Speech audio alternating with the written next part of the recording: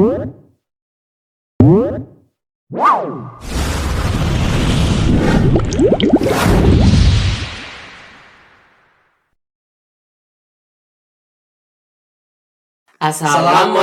warahmatullahi wabarakatuh. Welcome to Posesa, podcast seru Sasayota, menambah wawasan, membuka masa depan. Salam literasi.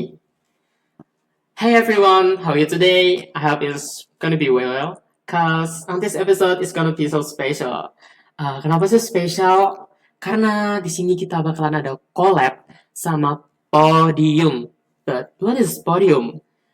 Kita langsung aja tanya sama yang tahu aja karena aku nggak tahu. Yuk, silakan Mas Danta. Oke, halo saya Danta. Jadi Podium itu podcast Rohis Alulum yang biasanya diupload di Instagram yang itu sudah direncanakan di awal yang sudah lama sekali.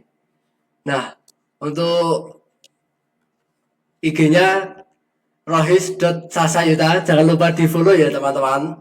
Jangan lupa di follow. Betul. Nah, kita juga ada slogan juga loh. Apa slogannya? Slogannya, langitkan hati dalam obrolan Islami. Wow, so awesome. Oke. Ya. Kayaknya sebelumnya aku belum berkenalan deh.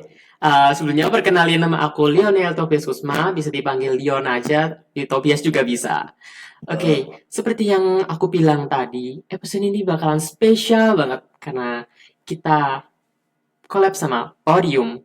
Dan di podcast ini bakalan ada kuis berhadiah. Tapi aku nggak tahu hadiahnya apa, tapi pokoknya ini spesial banget. Cuma jawab pertanyaan dan dapat hadiah. Betul. Keren banget ya tuh. Betul. Nah, untuk cara dapetinnya sangat mudah sekali, simple. Bagaimana tuh? Nah, kalian ada disediakan di form di deskripsi, nanti kalian isi aja, tinggal ngikutin arah-arahnya. Nanti bakal kalau sudah selesai langsung dikirim nanti ketemu hasilnya gitu. Oh, semudah itu toh Iya, ternyata. betul sekali. Ya. Tapi nganu nggak apa namanya kalau mau ngisi harus apa namanya lebih mudah tuh Kak kalau habis nonton podcast kan karena Iya, ada betul. jawaban-jawabannya dari podcast gitu. Betul. Iya kan? Jadi kalian kalau mau jawab dengan mudah kalian harus nonton podcast ini sampai selesai sih. Ya, betul sekali. Ya. Oke. Di episode spesial kali ini, kita bakalan kedatangan bintang tamu yang spesial. Nggak kalah spesial sama episode collab sama Podium kali ini. Tapi siapa ya bintang tamunya? Aku juga penasaran. Siapa Katanya tuh guru agama di Betul. Sasayota ini. Dan coba Mas Danta, siapa ya? Coba. Nah, kali ini kita kedatangan tamu spesial, yaitu Bu Sariulan dengan Bu Yani. Silahkan kepada Bu Sariulan dan Bu Yani untuk segera memperkenalkan Diri. Ya. Betul. Ya, Assalamualaikum warahmatullahi wabarakatuh. Waalaikumsalam. Perkenalkan, saya Sari Wulan sebagai guru pendidikan agama Islam di SMA Negeri 1 Saden. Ya. Saya Budi Widaryani, biasa dipanggil Bu Yani, ya, guru agama Islam juga di SMA Negeri 1 Saden. Sebelumnya saya boleh tanya tidak Bu? Hari kurban itu biasanya dilaksanain setiap tanggal berapa sih Bu? Ya, untuk hari raya kurban, hari raya Idul Adha itu biasanya umat Islam memperingatinya itu pada tanggal 10 Zulhijjah setiap tahun sekali, ya. seperti itu. Nambah ilmu juga ya Iya, kan ini. betul. Ya. Saya juga baru Ya, tahu. baru kan. tahu gitu. Iya. Biasanya tuh kadang tahu, kadang lupa gitu Betul. setiap harinya. Nah, di episode kali ini juga kita bakalan ada pertanyaan-pertanyaan untuk Bu Yani dan Bu Wulan. Terus silakan ya Bu. Saya. Ya, Oke, saya mau bertanya Bu, bagaimana proses penyembelihan hewan kurban yang sesuai syariat Islam? Ya, saya mencoba menjawab pertanyaan dari Lionel. Mas Lionel, yaitu berkaitan dengan proses penyembelihan hewan kurban yang sesuai dengan syariat Islam ya. Ya. Iya. Proses penyembelihan hewan kurban yang sesuai dengan syariat Islam ini melibatkan beberapa langkah atau tahap agar prosesnya itu dianggap sah dan apa itu diterima gitu. Ya. Nah, ini harus memperhatikan yang pertama itu waktu penyembelian ya. Jadi waktu penyembelian ini dilakukan di hari raya Idul Adha Ya. yaitu tanggal 10 Zulhijjah dan dilanjutkan di hari-hari tasyrik yaitu tanggal 11, 12 dan 13 Zulhijjah. Nah, ini dilakukannya kapan gitu ya? Ini dilakukannya itu setelah dilaksanakannya sholat Idul Adha Ya. ya sampai diakhirinya itu tanggal 13 Zulhijjah sebelum maghrib. Itu dilihat dari waktunya ya. Ya.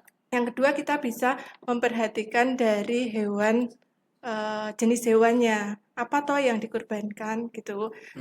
Di Indonesia ini kita seringnya dengan hewan kambing atau domba dan sapi. Nah, itu juga ada batas minimalnya usianya. Kalau kambing itu berapa batas minimalnya? Nah, itu sekitar 1 tahun.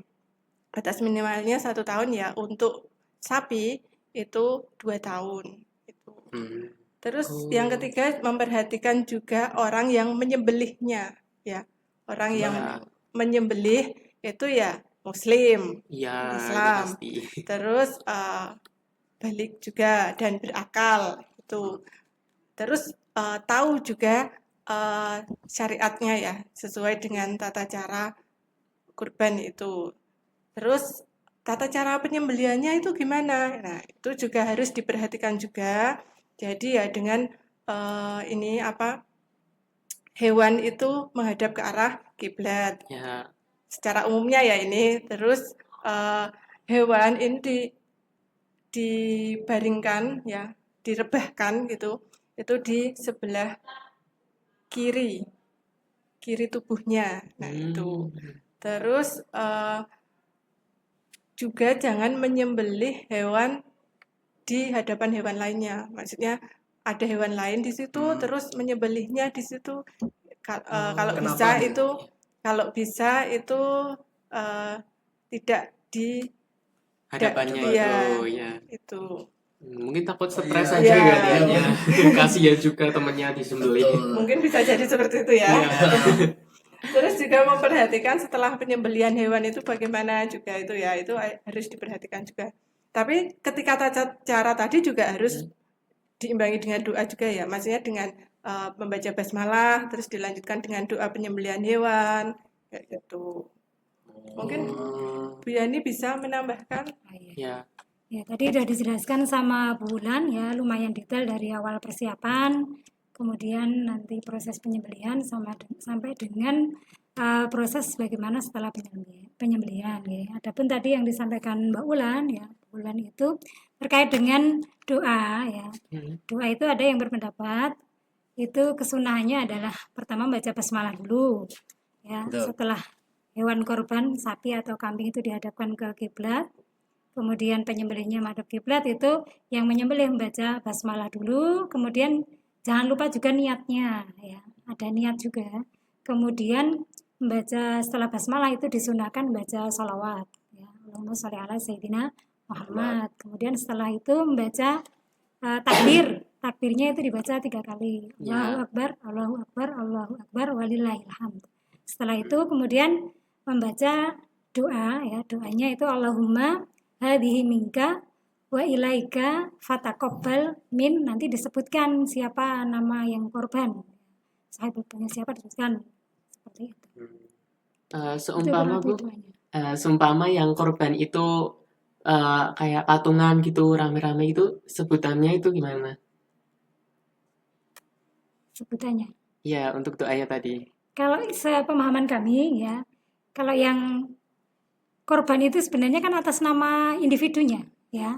Jadi sudah ada aturannya sendiri-sendiri. Jadi kalau maksudnya mungkin kalau sapi gitu ya. Ya, Kalau sapi ya. disebutkan 7 orangnya, iya Ya. disebutkan 7 Oh, orangnya. 7 orangnya. Ya, Semua disebut. kalau kambing atau domba kan untuk 1 orang ya. Kalau sapi ya disebutkan nama-namanya. Baru paham lah. Iya, baru paham. Soalnya biasanya tahunya tuh cuma nyembelih aja, Nah, cuma sama nyembelih aja. takbir, sama Betul. doanya. Ternyata ada sebut nama juga. Iya. Ya itu untuk kesunahannya seperti itu ya. Mungkin itu ya yang Ya. terkait penyembelihan hewan kurban ya. Nanti Ya. dipastikan dalam menyembelih itu satu kali proses ya. Dari belakang ke depan gitu langsung. Jadi dengan pisau yang tajam. Jadi jangan sampai menyembelih itu dengan pisau yang ketul ya. Nanti kasihan ya, Ya. nggak mati-mati. Iya, Kemudian nanti pas penyembelihan itu yang harusnya jangan sampai putus lehernya ya. Lehernya nggak boleh putus. Nanti yang disunahkan itu putusnya adalah apa itu namanya saluran nafas, saluran untuk makan ya seperti itu. Jadi ada dua yang mestinya kepotong ya ketika penyembelihan itu. Kemudian darahnya juga diperhatikan benar-benar sudah mengalir ya, mengalir habis gitu, seperti itu. Biasanya kan kalau menyembelih itu disiapkan apa itu lubang ya, Ya, untuk ya. menampung darahnya itu. Betul. Ya, itu nanti kan ada hubungannya dengan kehalalan dagingnya ya. Baru Jadi, tahu saya. jadi darahnya benar-benar sudah mengalir seperti itu.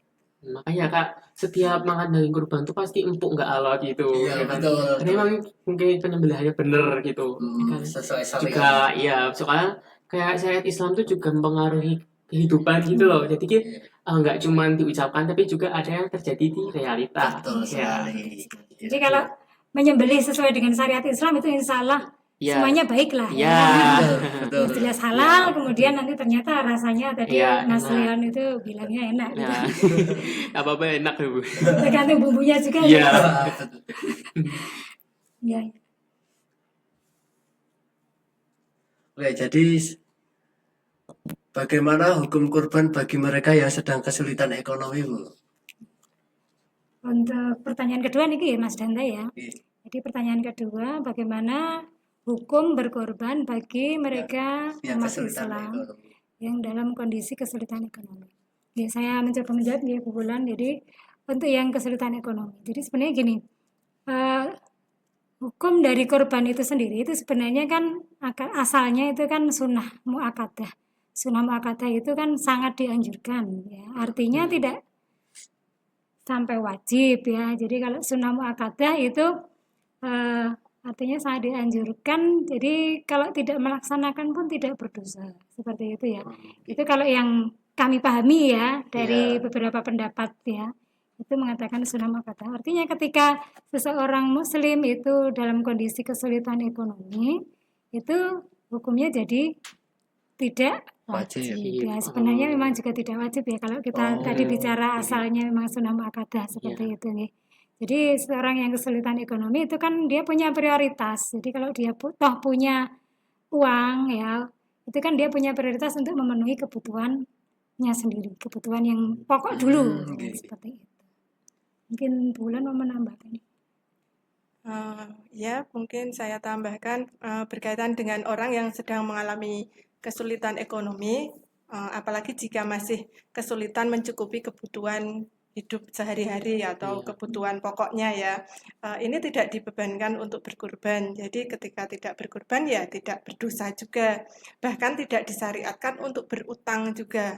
Untuk berutang demi berkurban. Nah, itu tidak disyariatkan kecuali jika ia itu yakin bisa membayarnya. Benar-benar yakin bisa membayar itu, tapi setelah kebutuhannya juga sudah terpenuhi. Tapi kalau masih benar-benar kesulitan, ini ya mungkin untuk sabar dulu. Nanti yang penting ada niat, insya Allah nanti di tahun depan itu bisa melaksanakan kurban gitu. Ya, untuk pertanyaan yang ketiga tuh bagaimana memilih kriteria hewan kurban yang sesuai dengan syariat dan etikanya? Rian dulu. Oh ya. Ya. Jadi bagaimana memilih hewan kurban ya? Ibu Sesuai bagaimana syariat. memilih hewan kurban Yap. dan syaratnya dan etikanya Ya. seperti itu ya? Ya, kurban yang sesuai syariat dan etikanya. Nih, kriterianya gimana?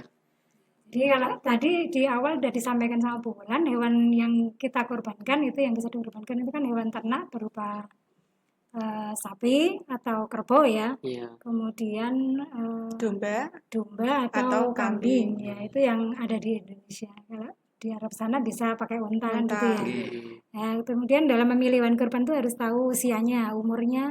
Tadi juga sudah disampaikan umurnya untuk kambing itu kan sudah berumur, kambing atau domba itu umurnya 1 tahun lah ya.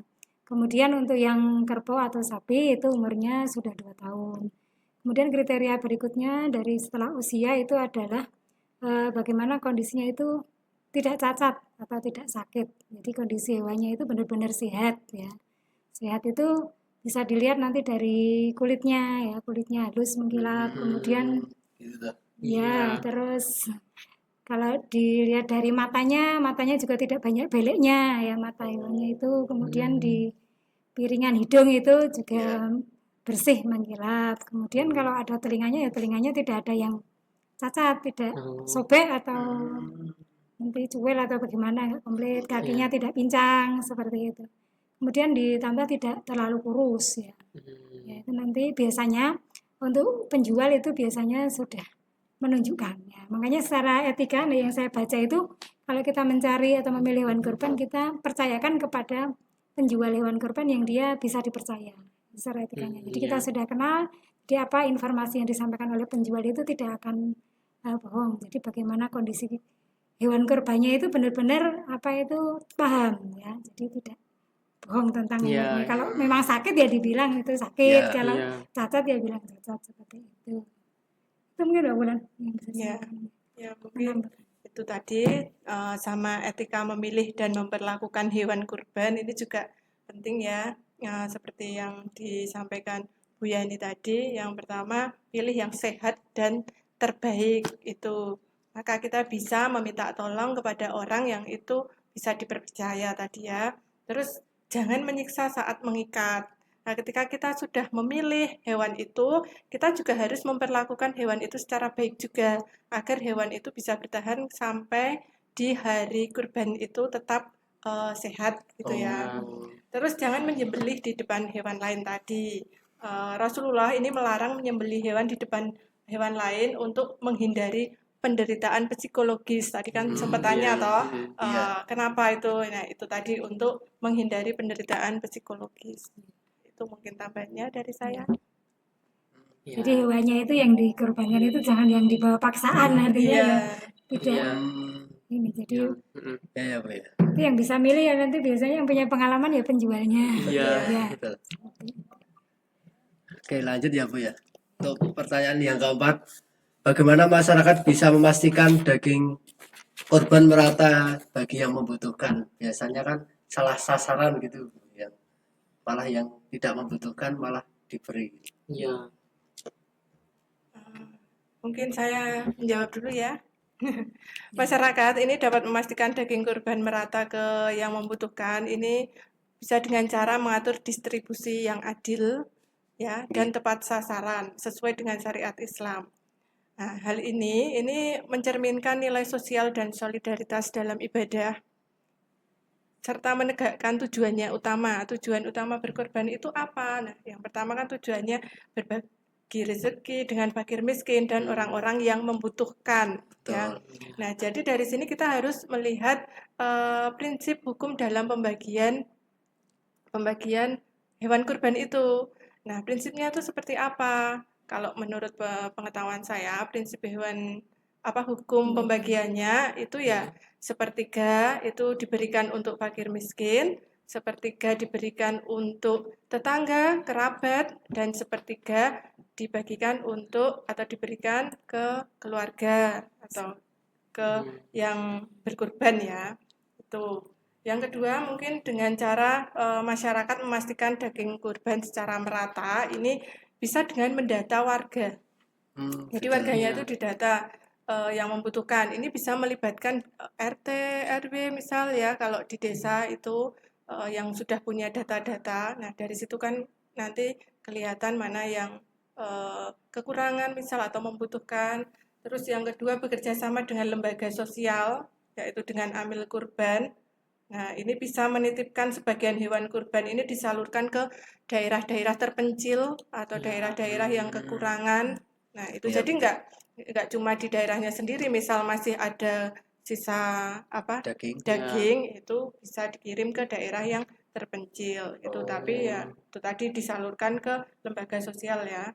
Bisa distribusinya secara terbuka, transparan ya, bisa diumumkan atau gimana ya? apa di situ ada kelompok tertentu terus diberitahu gitu. Gitu. Utamakan yang paling membutuhkan tuh pokoknya Iya. distribusinya itu diutamakan yang paling membutuhkan, yaitu tadi untuk fakir miskin dulu, terus kerabat tetangga, terus keluarganya sendiri. Mungkin itu ya, ini kalau bisa menambahkan boleh. Jadi kalau yang ada di sekitar kita itu kan biasanya untuk panitia kurban itu kan masyarakat punya panitia sendiri-sendiri seperti itu ya. Setiap masjid punya panitia sendiri. Nanti di masjid yang lain juga panitia sendiri. Nah itu kalau pemikiran saya itu alangkah baiknya kalau ada kolaborasi antar masjid seperti itu. Jadi ada kerjasama antar masjid yang ada di lingkungan, misalnya lingkupnya satu kelurahan itu ada kerjasama. Bagaimana mereka bisa mendata jumlah hewan kurban yang tersedia berapa, kemudian jumlah yang nantinya kira-kira membutuhkan ya, yang fakir miskin duafa itu di kelurahan itu berapa, itu ada datanya. Sehingga kan nanti dengan adanya kerjasama antar masjid ya atau musola atau panitia itu nanti kan bisa merata. Jadi tidak terjadi ketimpangan yang sini dapat lebih banyak, di sini malah tidak dapat seperti itu. Kalau itu gambaran dari saya sekedar menambahkan apa yang disampaikan Mbak Ulan. Iya.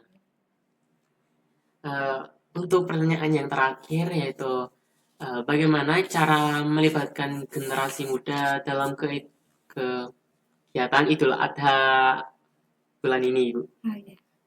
Yang saya sebagai dulu ya Mbak Ulan ya. Jadi kalau untuk kalangan pemuda ini biasanya malah justru paling banyak ya porsinya untuk terlibat ya, itu dari awal persiapan kegiatan peringatan Idul Adha, yaitu menyiapkan tempat ya.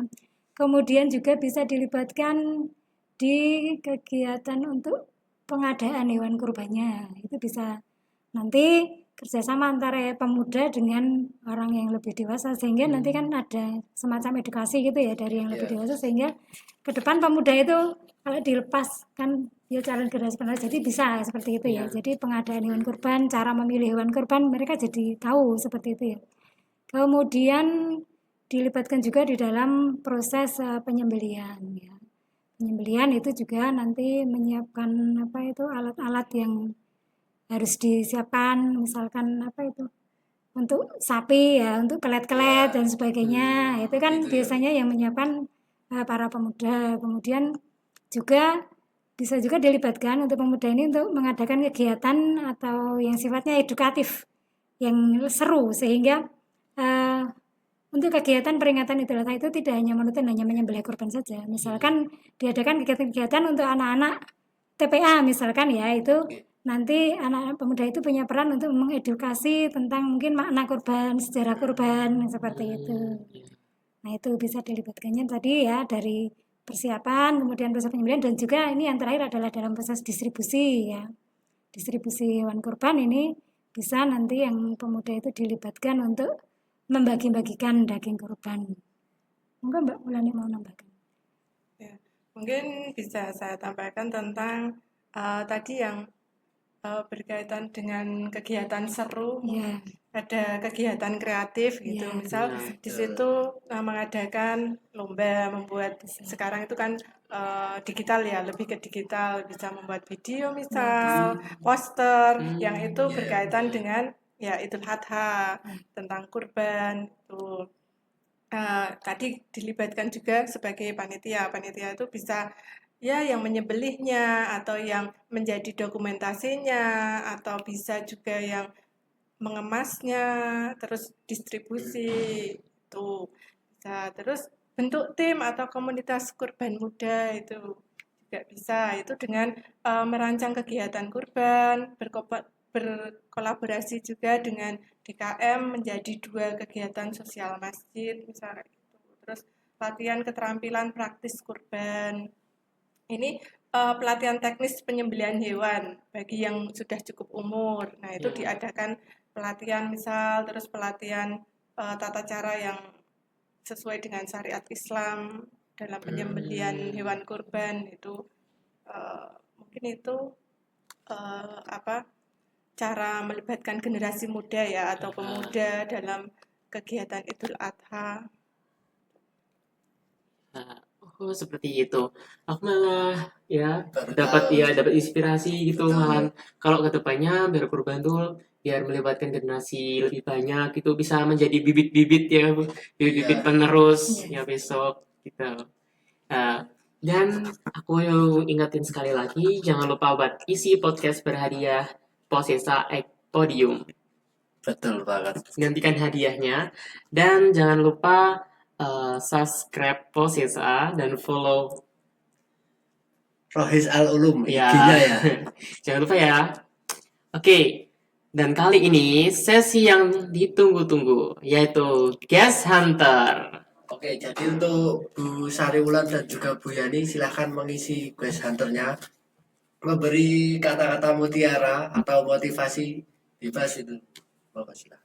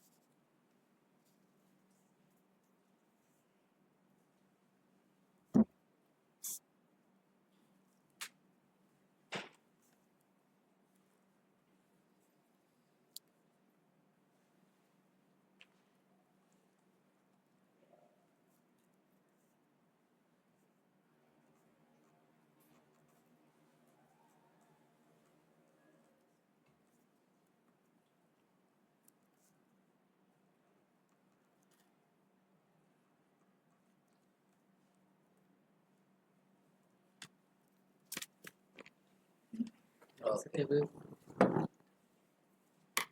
Oke. Eh, terima kasih untuk Bu Wulan dan Bu Yani telah mengisi Guest Hunter. Boleh saya bacakan Bu kata-kata mutiara atau motivasinya? Boleh. Oke, yang pertama, langkah kecil hari ini akan membawamu ke tujuan besar di masa depan.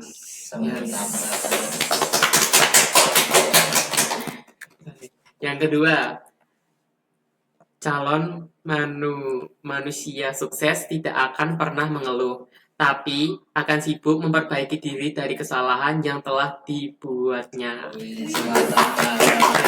Aku banget ya soalnya aku sering bikin kesalahan. Tapi ya tetap ada improvisasi diri, tetap memperbaiki diri. Oke.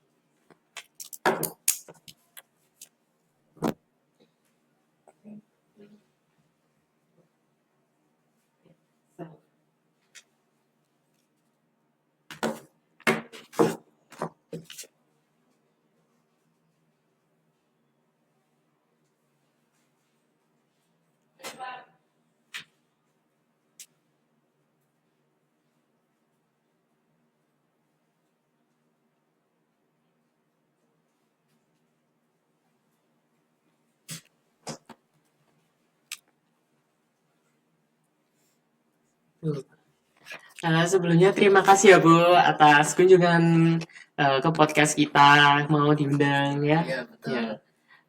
Untuk kedepannya apakah ada harapan mungkin dari Ibu untuk podcast Posesa ini? Kalau dari saya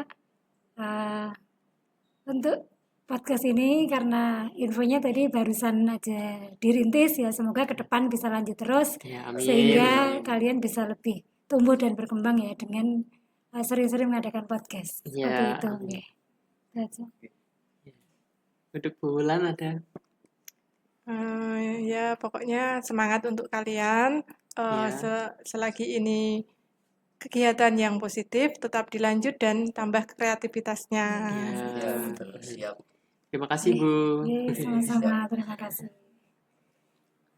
Nggak kerasa ya, sesi podcast kali ini sudah mau selesai. Iya, cepet banget. Betul banget. Kerasa sangat cepat. banget. Berapa menit ya kira-kira dari Iya. video? Nggak tahu, nanti silakan ditonton aja ya di YouTube. Sekian saya Danta. Dan aku Lionel, pamit undur diri pada sesi podcast kali ini. Wassalamualaikum warahmatullahi wabarakatuh.